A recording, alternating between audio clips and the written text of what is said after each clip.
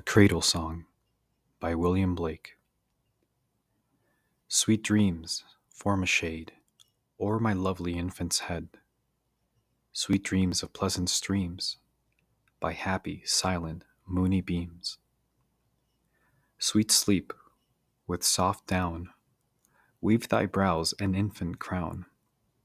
Sweet sleep, angel mild, hover o'er my happy child. Sweet smiles in the night, hover over my delight. Sweet smiles, mother smiles, all the livelong night beguiles. Sweet moans, dove-like sighs, chase not slumber from thy eyes. Sweet moans, sweeter smiles, all the dove-like moans beguiles. Sleep, sleep, happy child, all creation slept and smiled. Sleep, sleep, happy sleep, while o'er thee thy mother weep. Sweet babe, in thy face, holy image I can trace.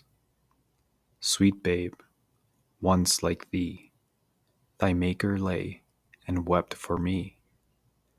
Wept for me, for thee, for all, when he was an infant small. Thou his image ever see, heavenly face that smiles on thee.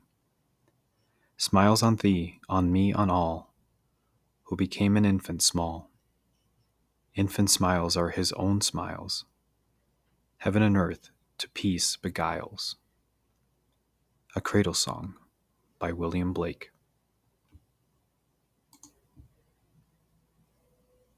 A Child's Laughter by Algernon Charles Swinburne. All the bells of heaven may ring, all the birds of heaven may sing, all the wells on earth may spring, all the winds on earth may bring, all sweet sounds together, sweeter far than all things heard. Hand of harper, tone of bird, sound of woods at sun-dawn stirred, welling waters, winsome word, wind and warm, one weather. One thing yet there is, that none, hearing ere its chime be done, knows not well the sweetest one, heard of man beneath the sun, hoped in heaven hereafter, soft and strong and loud and light, very sound of very light, heard from morning's rosiest height, when the soul of all delight fills a child's clear laughter.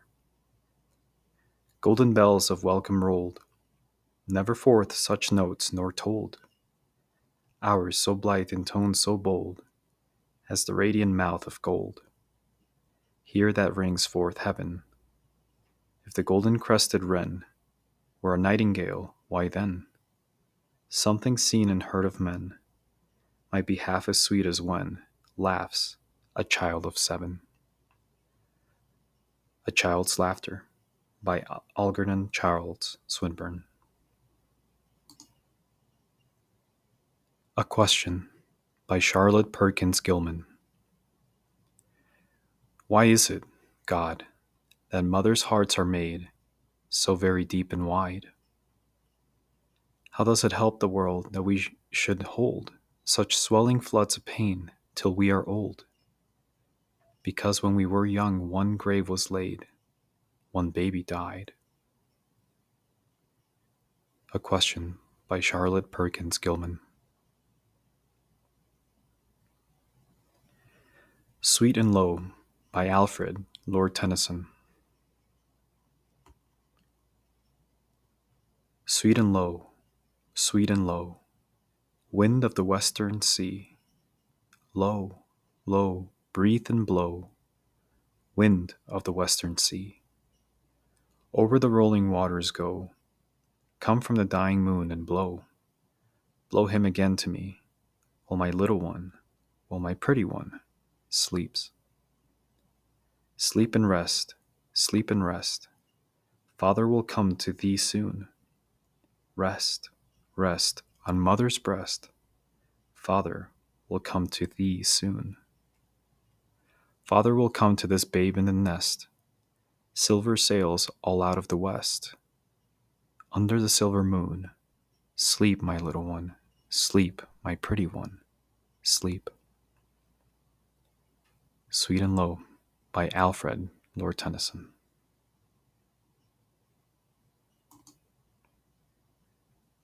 The Children's Hour by Henry Wadsworth Longfellow. Between the dark and the daylight, when the night is beginning to lower, comes a pause in the day's occupations that is known as the children's hour. I hear in the chamber above me the patter of little feet, the sound of a door that is opened, and voices soft and sweet. From my study I see in the lamplight, descending the broad hall stair, grave Alice and laughing Allegra, and Edith with golden hair. A whisper, and then a silence. Yet I know by their merry eyes, they are plotting and planning together to take me by surprise. A sudden rush from the stairway, a sudden raid from the hall. By 3 doors left unguarded, they enter my castle wall. They climb up into my turret, or the arms and back of my chair. If I try to escape, they surround me. They seem to be everywhere. They almost devour me with kisses, their arms about me entwine, till I think of the Bishop of Bingen in his mouse tower on the Rhine. Do you think, O blue-eyed banditti, because you have scaled the wall, such an old mustache as I am is not a match for you all? I have you fast in my fortress, and will not let you depart, but put you down into the dungeon, in the round tower of my heart.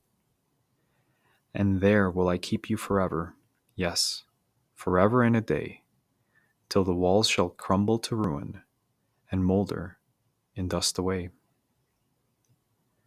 The Children's Hour by Henry Wadsworth Longfellow. My Early Home by John Clare.